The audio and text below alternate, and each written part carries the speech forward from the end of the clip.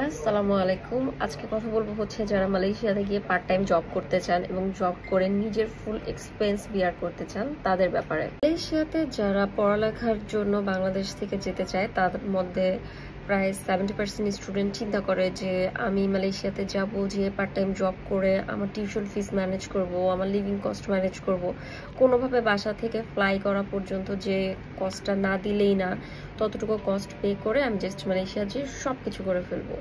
আসলে কি এটা আদৌ সম্ভব?